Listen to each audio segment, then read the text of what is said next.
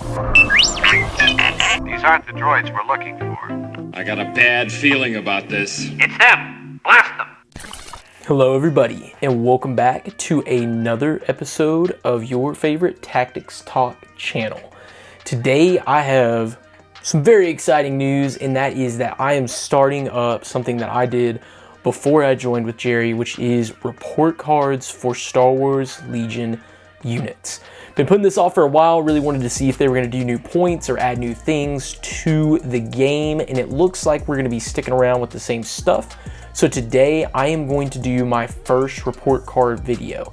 Now, all this means is I'm going to grade units. You've seen tier lists, you've seen different rankings, and every game and a lot of YouTube channels do this, but the realm that I work in, I do report cards. And so I will be scaling this from all the way up to an A+, all the way down to an F-. Typical grading system. Everyone's familiar with it, so you should be good to go. With that being said, if you are a Patreon, you will get to watch the entirety of the first faction I'm going to cover on these report card videos, which is going to be the Grand Alliance of the Republic. The Cloney boys will be covered first because I have been messing around with them most recently and making sure that I've got good hands-on experience as well as competition playing against and with them as we progress. With that being said, if you're not, you're going to get this first part of the video, and these parts are going to be broken up into 3 different parts. First part is commanders and operatives. Second part is going to be core units and special forces, and third will be support and heavies. So we will do a part 1, 2, and 3 in the order I previously mentioned to get you guys a good understanding of what units are good. And maybe you just want to play them for fun, or you just want to have a general idea of what works and what doesn't. Whatever the case may be, I am here to give you a good summary. So before you dive into this with me, the first thing I want to say is if I give a unit a rating you don't like, that's okay. I love to decipher how other people make units I think maybe aren't as great work, or better yet, units that I think are really good, maybe don't work for them. I love to have that kind of conversation and talk about what experiences you guys are having with the game. So in other words, don't take anything to heart. This is a good baseline for people that really don't know where certain things are at, or maybe you want to start getting into Legion, you've been in Legion, you want to try something new, but you kind of want to be competitive, or you want to know what to be on the lookout for. Regardless of what your situation is, this is going to be a great video for you. Let's get started. So the 3 things that I'm going to use to grade every unit in the game is, number 1, does this unit improve my chances of winning? Flat out, if I put this unit in an army, whether it's a character or something I can bring 6 of, does it improve my chances of winning simply by being on the table? The second thing is, does a unit do its role well? Something doesn't necessarily have to be super killy to be effective on the battlefield. I'm bringing these up as we go along, but something that improves my chances of winning would just straight up be Anakin. He can do everything. He can kill tons of models. He can move things off of objectives with force push. He can activate again when something dies. He automatically makes your list better by just putting him in there. 2, for does this unit do its role well? This would be something like, well, simply something like Leia. She's a great support piece. She's a commander. She hands out dodges. She takes off suppression. She's got some pretty decent command cards, and for 75 points, not a bad pick at all. So even though she's not necessarily the most powerful unit on the table, she handles her role very well, especially within the Rebel faction. So synergy is a really important part of a unit's role as well. The third thing is, this unit cost efficient. This to me might arguably be the biggest one. Anakin is, well, he's expensive, and so even though he's great on the table, he may not necessarily be able to let you fit in other cost-efficient units. Honestly, the best units in Legion is always the one that you can take 6 of that is just way better than everyone else's. And so people seem to struggle with that, but it's a very real thing that cost efficiency is the name of a game when you're building lists based off points. I'll try to keep these 3 things in the back of your mind as I go throughout this video, but understand for the most part, if it's really relevant to a unit's grade, I will bring it up as to why. But this is just a general summary of what's going on in my head, with many other factors about why a unit is going to go up or down. Special rule: if you are watching part 1 or if you've gotten it all together at once, commanders and operatives grade will be affected by their command card. So in other words, they get a little special 4th rule that you can tag in there for commanders and operatives, because sometimes command cards just put people above and beyond. So let's get started. So we are starting with the Grand Alliance of the Republic. In the simplest way I'm going to do this is I've got Tabletop Admiral pulled up in front of me today, and I'm just going to go in order of the units that are there. And what a great start, because here we have Anakin Skywalker, the chosen one, right off the rip. He's just our first choice for today, and he is he's a great character to start with because I'm going to give him a very high grade. So looking at his card, I'm never going to go into absolute detail about all of this. You can see his card on the screen. Anakin's just a beast. He's the pure most offensive killy unit in the game that can just carry game after game if you play him right.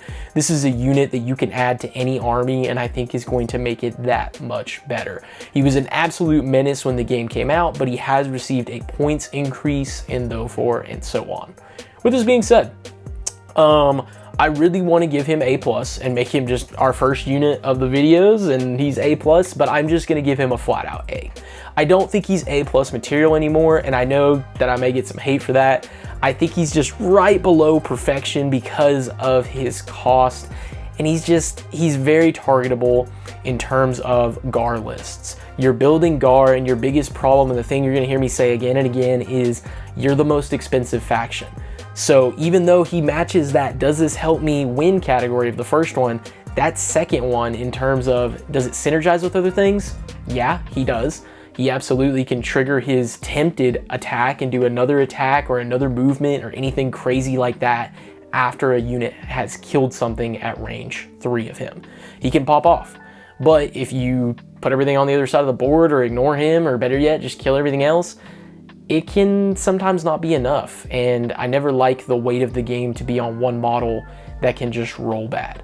So that's my personal thoughts. Cost efficiency wise, I think he's where he should be now, but he's not cheap. You are paying for the powerhouse that you're bringing on the table, especially in the faction like GAR. So really the only downside is you're putting so much into him that you sometimes don't have enough for other things in the faction. But I'm just gonna barely put him at A. If you said A+, I can completely agree, and I'm not gonna argue with you. But A for Anakin, right on the number for our first one.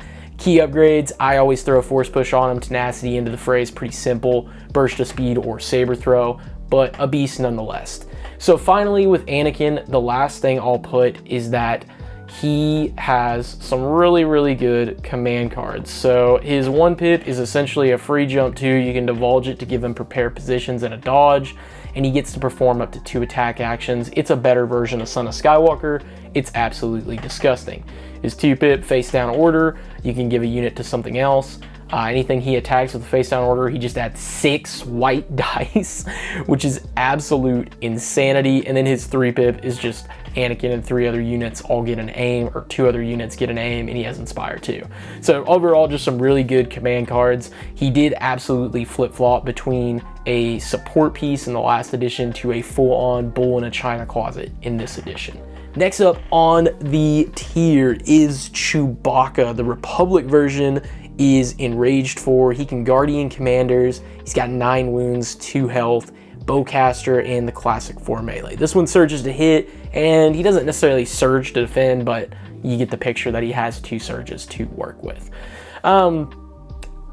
This is a unique case of working with other units and that synergy for that second category. If you put Chewbacca with Yoda, you could argue he's like a B- maybe. It's his Guardian 2 commander that just kind of sucks. He doesn't have the saves, he can't share with GAR, he doesn't really synergize with anything outside of Yoda. So just as a generic commander in GAR, I think he really struggles. And because of that, I'm gonna have to go ahead and put him at a D+. I just don't think he fits in this faction at all without fire support, and he doesn't do anything as such. All right, so after Chewbacca, the next up I have on my list is my boy, and that is Captain Rex. Poor Captain Rex is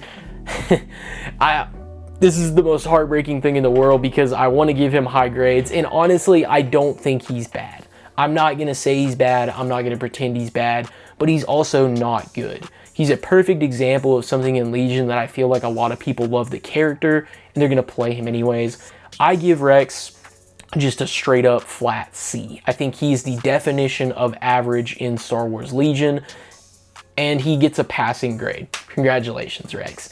His scouting party too is really nice because it doesn't really require it to be clones. You can pick any unit, you automatically have Scout 1, throw on Recon Intel, and all of a sudden you've got 3 units with Scout. GAR has a lot of Scout in their army in the first place, which is really good for them because I do think they struggle with turn 1 shooting a lot.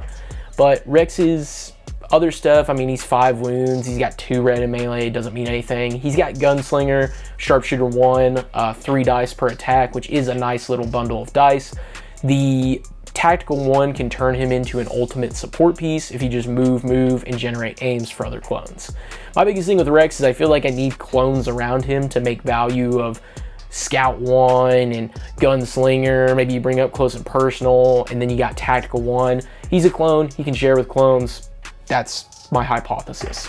With that being said though, I've seen other people use him in other regards. His 1-pip can be absolutely disgusting in the right situation, but it's also just a giant please shoot me turn because I'm just going to add 3 red dice if I can. This also means that Rex has to be at range 2 of multiple things, which in the current state of Legion is a death sentence for 5 wound non-impervious commanders.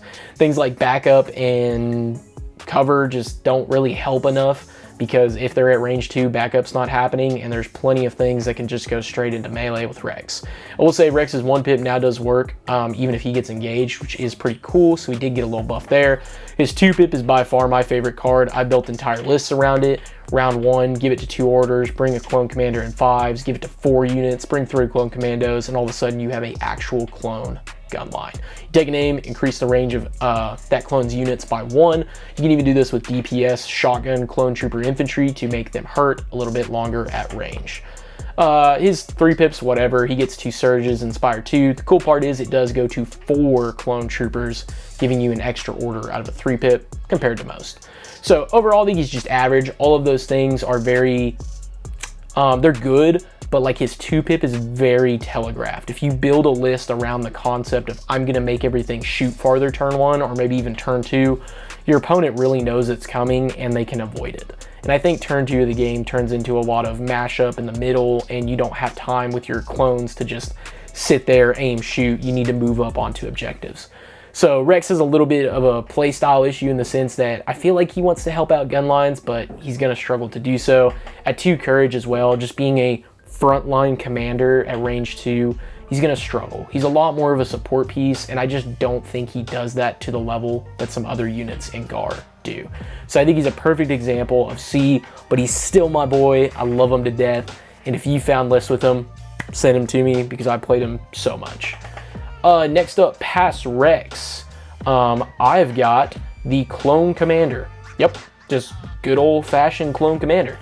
Clone Commander, in my opinion, is just kind of less relevant now that there is no aggressive tactics. And maybe that's just me in terms of, you know, Rex lists, aggressive tactics, get out as many orders as I can, do that same 2-pip play I just talked about with Rex. Directing to a core unit really has less value than ever with GAR because of the simple fact there is no fire support of old. Yes, you can use current fire support on a comms tech and get cool things like standbys on maybe an Ahsoka unit and do some cool shenanigans like that, but you're paying an additional 60 points for someone that I think is slightly irrelevant. And I'm gonna give the Clone Commander a D+. I just don't think many people need a commander in GAR because all of your stuff is courage 2. You don't need a courage bubble. Yes, you have to bring a commander, but you can literally bring anyone else I've talked about so far, and I think you'll be better off. You do want command cards in GAR, and most of the good ones are with commanders. They have a limited operative selection, and because of that, you don't really need a cheap commander to fill this slot. Just go ahead and bring Rex at that point, or Cody. He used to be a little bit better when you could just maximize the number of tokens you get on the table, but right now, I just don't see the purpose in him. I feel like he's a little lost. Yes, he can generate 2 surges with Bolster 2. He can still give out courage bubble of 2, which once again doesn't matter. He just kind of seems like an end-all be-all of nothingness. And it's not that he's bad, it's just there's better options, and he doesn't really have a purpose in any of the lists that I can come up with. If you've got something crazy with Clone Commander, please let me know, because I just do not see a purpose, or better yet, I don't see him in lists. Then we have Cody. And shout out to Cody for being in a World Championship list. I think many people have dubbed him the GAR Bosk, and I think that's pretty accurate. In this version of the game, it's a little less relevant to have that range force shooting, but it's still very nice in GAR that lacks a lot of that range force shooting.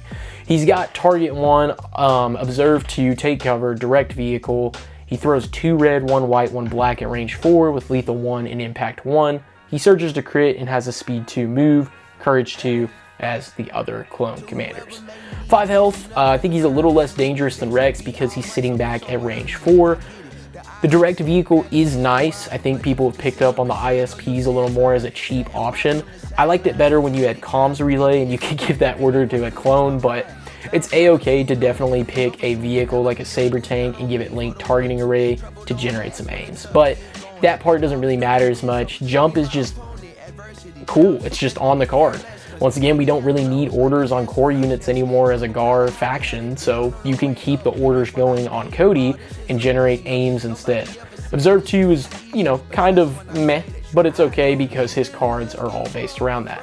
His 1 pip is very strong. It allows him to do that free actions 2 times around. If his ally unit declares something with an observation token, it may get a suppression if it's trooper, or impact 1 if it's a vehicle unit, depending on what you are targeting. With that being said, Cody has a good anti-armor response to anything in the game, and arguably one of the best. He himself is already anti-armor, and I think that's one of GAR's biggest weak points, is just not having a good source of anti-armor in the game other than throwing buckets of dice. So this really helps offset that. His 2 pip is arguably the card that I think is the strongest he brings to it.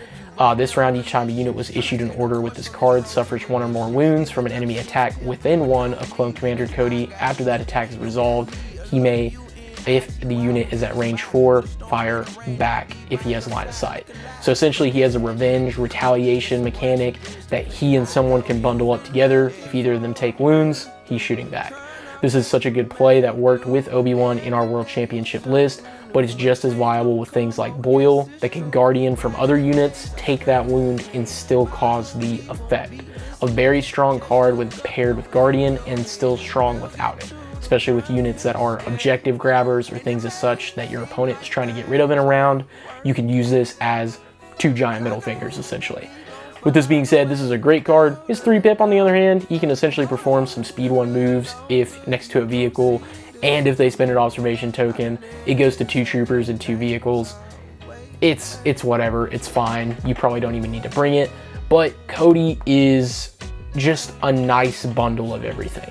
He is at 105 points. I think he's really solid. I love his kit.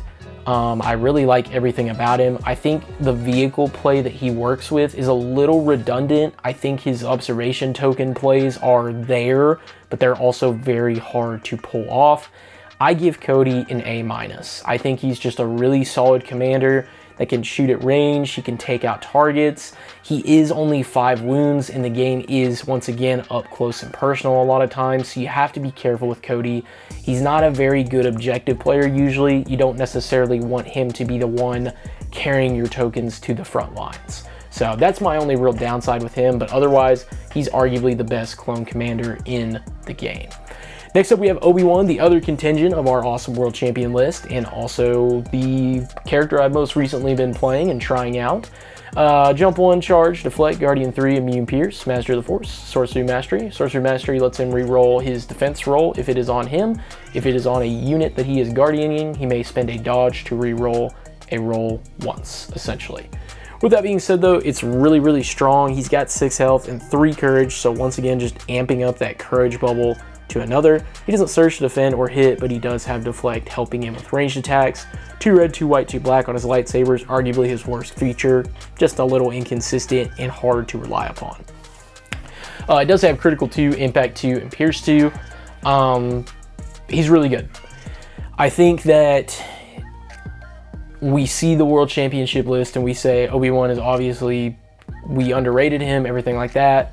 I don't think that's the case. I think the list is a labor of love, and Obi-Wan got a lot of play because of Cody's 2-pip and just the guy himself playing Obi-Wan a lot. Obi-Wan to me is B+. I don't think he reaches the A category. I don't think he's a very good backliner with that lightsaber. I think he's arguably one of the worst Jedi in the game to give force push to, just because he's trying to take wounds. And that's my biggest conundrum with Obi, is that you have an expensive piece like him and he's trying to keep everything else healthy, but there has to be a balance of that before it becomes dangerous, before Obi-Wan himself dies due to too much Guardian and too many wounds coming off other things onto him, causing problems, getting him killed a little too early. And yes, you can always stop doing Guardian, but if you don't have medics and things like that, I think he needs a little bit of love. So Force Barrier by itself and him just playing ultimate defense is great. The other complaint I have with him is that if you ever have to split your forces, it's hard because he really wants as much stuff around him as possible to protect. But nonetheless, he's great, don't get me wrong. He's just a solid piece, and he's a little cheaper than our other Force user options, making him a really good asset. And then the last thing I'll say about Obi-Wan is that he has some really good command cards. I think that's what puts him up in the B+ category. I could totally understand why you put him in A. His 1-pip giving him a surge, dodge, aim, or standby for every unit at range 1 to 2 of him. Fantastic. Great when he's up close. Maybe he's taking a couple wounds. Just give him a buttload of tokens when he's in ultimate danger and just keep him healthy and alive. His 2-pip is the thing that I just got done playing in a tournament. I think it's fantastic, especially when you can get a mission like Close the Pocket. I think it's an auto win for GAR players in Obi-Wan because they can just do the old clone ball, put everything together around Obi-Wan, go on one side of the board and just march straight to the middle. And when you play that 2-pip and you've got 10 units around you and you can put 10 dodges on Obi-Wan, I just haven't seen someone be able to kill models yet. Or I should say units, but regardless, it's a really good strategy. And then Obi-Wan's 3-pip, just giving an obnoxious amount of surges to him and 2 other units based off how many units are at range 1. Usually a turn 1 play for me, just so I can have an unlimited amount of surges to share as my clones march up the board and have some decent order control. But B+, once again, totally understand if you put him in the A category or maybe even a little lower. I think this one's arguable a little more than the others, but for me, he's taking wounds sometimes as a really important centerpiece, and when you can just have someone like Anakin just killing stuff, I always say better offense is better than defense, especially in Legion. Taking off units is better than making saves. So Obi-Wan has that issue of sometimes just rolling bad and taking more wounds than he needs to, that you almost wish you would have just lost a clone infantry model or 2 for. All right, guys, I'm gonna just briefly talk about Ahsoka Tano. I put a little subtext of proceed with caution with Ahsoka Tano because she's not really out yet. I played against her once in a proxy game and I've definitely been list building with her, but as a commander, you know, we can only do so much to assume, but I am going to go ahead and give her a grade today because why not? It sounds like fun. She's got Jump 2, Associate Anakin Skywalker, meaning you can bring all the Jedi you really want, Immune Pierce, Independent Recover, Scout 1, and Sheen Mastery, which is just old Deflect, where for every surge you roll, you're going to get a wound back on your opponent. She's 5 health, 2 courage, Surge to crit, but she's speed 3. Her lightsaber is 3 white, 5 black with Impact 2, Pierce 1. A pretty cool card, a more unique version of a Jedi than we've seen. I think her command cards are pretty cool too. She doesn't have charge, which I think is a really big thing against her, but her 1-pip makes up for that with a You Are Beaten card. It's kind of complicated, but she gets charge. If she defeats 1 or more enemy units this round, she can make up to 2 attack actions and may make a free move action during her activation this round. When she attacks an enemy with a melee, after that attack is resolved, the defending unit may make a free move action and can't withdraw. So it kind of seems like almost a gamble. Like if you can finish off a unit and you know for sure, it's fantastic. If you don't, it could be really bad in my opinion. Her 2-pip essentially counts as oh my gosh, a 4-pip, and she loses her mastery in return for Jakari Mastery. She also gets 3 dodges. Kind of interesting. I feel like you could play this turn 1 and do the go last method, but maybe not the best turn to play it. And then her 3-pip is she gets a speed 3 move, Guardian 3 disengage, as well as courage increase, but her maximum speed is 1 after that and cannot be increased. So interesting card. I think that has a lot of play too. But honestly, Ahsoka's just a huge amount of like, I need to put her on the table to really know. However, I do feel comfortable saying this. I don't think Ahsoka will be anywhere below a B+. I think B+ is where she's going to end up. For her cost, I think she's fantastic. Not having charge is a little rough, but a cheap commander in GAR, just saying that out loud, it's a dangerous proposition when you put the word cheap in any GAR conversation. But regardless, I think Ahsoka Tano will be a perfect fit for GAR. Her only downsides is she doesn't have charge on her card. She doesn't have Master of the Force, so she's not really a objective piece in my opinion. She's definitely going to go out there and do some moderate damage. The last thing is her unit card upgrade may genuinely just be flat out better than her as a commander. But you will definitely see me playing some Ahsoka Tano in the commander slot. I think she's going to be a great addition to GAR. I don't think that grade will go anywhere below a B+. If you guys have any cool Ahsoka Tano lists, please let me know, because I am super excited, and I know a bunch of people in our community are too. But I would not be surprised if Ahsoka goes up in her grade from a B+ to something else higher, but lower. I don't really see that as a possibility. I think she will be solid, not game-breaking. Regardless, though, we're moving on. So Wookiee Chieftain he wants to be the center of attention. He Agile 1 charge with the 2 red, 2 white, 2 black, 7 health, 2 courage, 4 black, range 3, impact 1, pierce 1 gun. Not bad. Nothing about this kid's bad. He's just an all-around good unit, but he needs attention. If he just gets left, he is white saves, and in GAR, that's not what you want. You want elite defense dice because you probably aren't going to have as many models or units. And if you're paying 100 points for units like this, you could just get ARC Troopers. Yeah, that's my reasoning. You could just have ARC Troopers, have a slightly better melee, maybe no pierce or anything as such, but you can go with that instead. Yes, he gives a courage bubble. Yes, he works well with Wookiees, but if this isn't in Kashyyyk Battle Force, I think he's just a C-. I don't think he's bad. I think he's totally fair. If you like this unit, I think you could definitely throw him in some like random lists and you're like, oh, this guy brought a Wookiee Chieftain. And it's probably just because he's pretty decent at everything. He doesn't really have any flaws, but he doesn't work with anything that is a normal GAR unit. I mean, in regular GAR, you literally have clone infantry. You don't have Wookiees that you can run as core, like in Kashyyyk Battle Force. So in that redundancy, I think that he has no synergy with the rest of the unit. He's a one-man army, and he is not good enough to be a one-man army and deserve that level of attention. The last commander that we have is Yoda, and Yoda's pretty cool. He's got Guidance Trooper, Ostro's Mastery, which means when he is attacked, he gets aims, and when he attacks, he gets dodges, Immune Pierce, Master of the Force 2, 4 red in melee, Impact 2, Pierce 2, and then 4 black with Blast and Suppressive. Coming in at a whopping 5 health, he does Surge to Crit and Defend with Speed 1 and Courage 4. He's a beast. Yoda's pretty cool. He does a little bit of everything. There are some Omega Brain Yoda players out there that put the rest of us Legion players to shame, but I will say that Omega Brain has been toned down by the rules and the changes, especially to things like Guidance. You can't Guidance Relentless anymore. You can't Guidance Steady. All of the cool, tricksy plays that Yoda could do are slowly fading away. And it kind of sucks because it made a Yoda just this, you never know what he's going to do. And I'm not saying you do now, but it's a lot more predictable because he really needs to be a little more offensive. You know what cards he's going to play. On that like Relentless 2-pit, for instance, he's probably going to be the one just moving up twice to go get some Force Blasts off. So I think they've taken a little bit of his creative freedom away, but he's a little cheaper now as well. So it balances out. I think that Yoda is an A- unit. I don't think he's on the same level as Anakin. I think he's a little better than Obi-Wan as a single unit. And yeah, my biggest concern with Yoda is the fact that he is 5 wounds. That scares me more than anything else.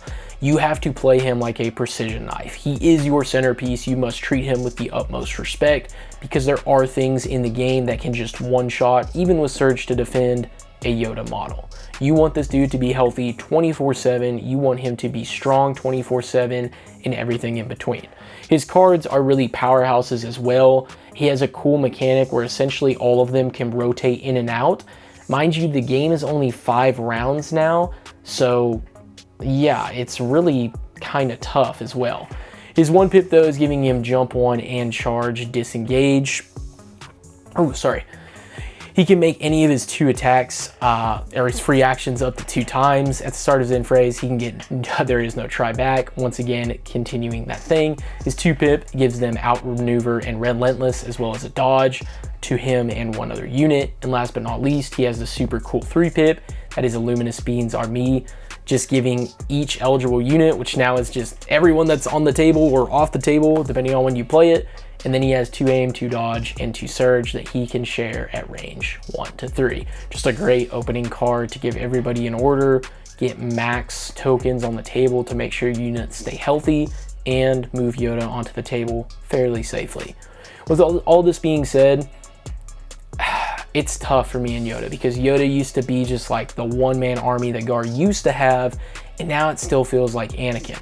I can totally see you putting him down there at B. I don't think he goes past an A- by any means. I might honestly be giving him too high of a grade. So if you give him a B or a B+, totally understandable. I think his command cards mean less now that he doesn't get to do the full rotation twice because we're only having 5 rounds of Legion.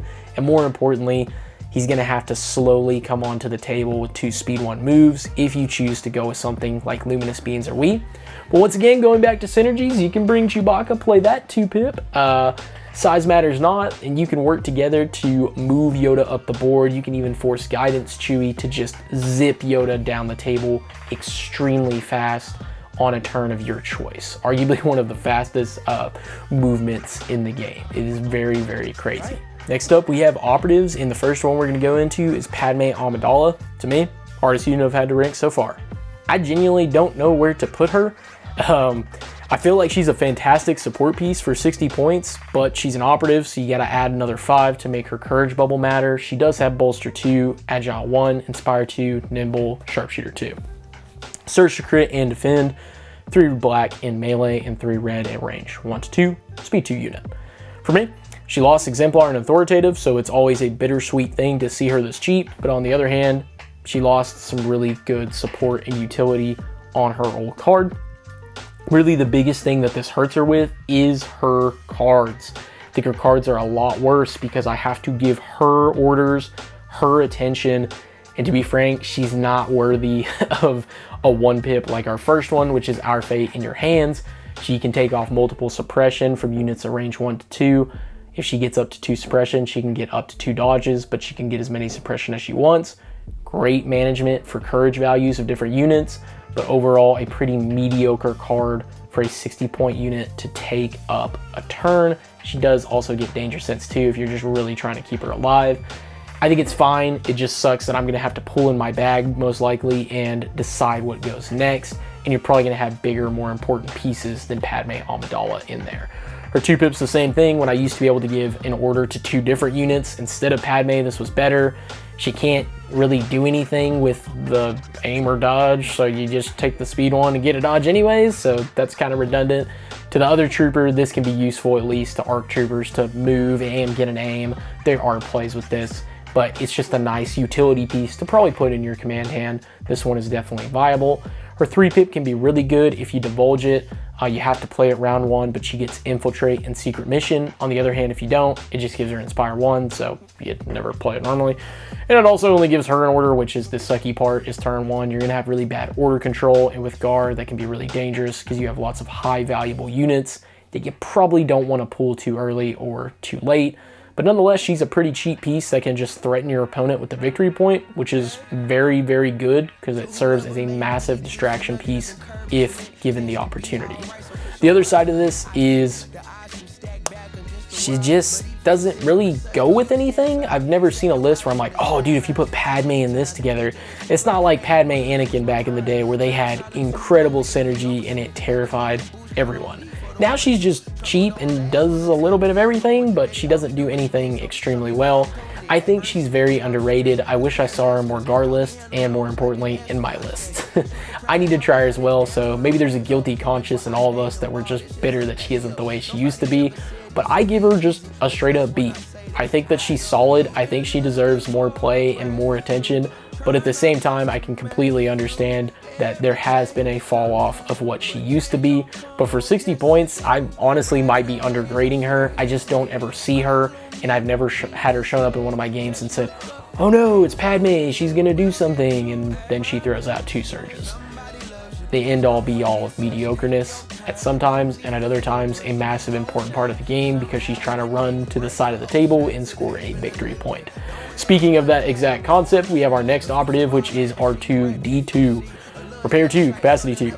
Inconspicuous, Infiltrate, and Secret Mission. He's got 3 white dice at range 1 to 3, 4 health, 2 courage, Surge to hit and defend. He is speed 1. His whole purpose is keeping vehicles healthy and then trying to score a victory point. There is literally nothing else to him. He is a really cool side piece as well. I can't hate on him. You can bring the C-3PO upgrade, which is worth mentioning. It lets you calculate the odds, which is a really good keyword in GAR to give out 2 different tokens. But it does give him a suppression. You can also use Distract to choose an enemy unit at range 2 to shoot something else, essentially. So, kind of a worthwhile upgrade. It's 15 points, but for the most part, a lot of people skip out on it. R2 is essentially, once again, just a massive distraction piece. His cards are unfortunately also pretty attentive of himself while being fairly mediocre. His 1-pip is good though. It gives him disengage, jump 1, and increases his speed by 1. He can even get a dodge and a suppression, which is really nice because that activates his inconspicuous so he can get away more freely. But once again, Secret Mission is very hard to destroy. Score in R2 is not very hard to destroy. He's 4 wounds on white dice. You can imagine how that works. You're going to have to be pretty attentive to keeping him alive. Very medium devotion is required to get rid of R2, but he can serve as a good distraction where your opponent sends something a little more above their pay grade than chasing the illustrious droid around. However, he is good. I like him. I think he's just another B. I think he sits there right with Padme. You have to kind of build a list for him to get value out of his repair, but the objective play with just having an additional point I think is solid. I think that he can help out vehicles a lot, but he's gonna be on his own. I don't think you're bringing any type of attention to him in terms of giving him orders. He's really going to struggle when he doesn't have a path to get to your opponent's deployment zone safely. If there's a stretch of land where he's gonna get shot by something at range 3 or 4, he's probably not living to see tomorrow, but in a good player's hands, I think he can be an absolute nuisance in terms of forcing your opponent to do something about him. Last but not least, we have GAR Bad Batch, and GAR Bad Batch is maybe the lesser of the two, but nonetheless a disgusting piece that you can put on the table anytime, anywhere. 2 health apiece, besides Wrecker himself being 3. It is 3 courage. All of the different upgrades are just the different members of the squad. Omega is not included in this one. Instead, you have Crosshair. They are the hodgepodge of keywords and everything in between, making them an extremely deadly unit that is to be respected. With Steady, they have so much play with everything that is about them. They can really play any objective well. They don't have that range 1 prospect as Omega brings to them, but nonetheless, they are a terrifying unit and a lot more killy in GAR, in my opinion. No sharing tokens with them though, but that's okay. I still think they generate plenty, that it's not a big deal. Their only command card is We Do What We Do, which essentially is all of this on steroids, adding more tokens of, or keywords rather, of every unit that already exists. With this being said though, I think that Bad Batch is a really good unit. It can just destroy things with Sharpshooter 1 and Pierce 1 and that dice pool. It is no joke. Its courage is insane. You can't really just one-shot this unit. It takes a dedicated effort to peel Bad Batch off of the table, especially the GAR version. Because of this, I think that Bad Batch is a fantastic unit. I am shocked they did not receive any type of nerf. I do give them, though, an A-, and previously I would have given them an A and probably even an A+ with Anakin, but in reality, I just think that the game is so close up and things come so close to you that if you are trying to go score objectives or use a token with these guys, they're likely going to get tied up and lose a lot of that efficiency at range, because now they're tied up in melee and they're not throwing as effective of a dice pool. With that being said, that is our part 1 for our Star Wars Legion report card video. Anything you guys recommend in changing, I'd love to hear from you, and we will continue on with part 2 coming soon to you. As always, good luck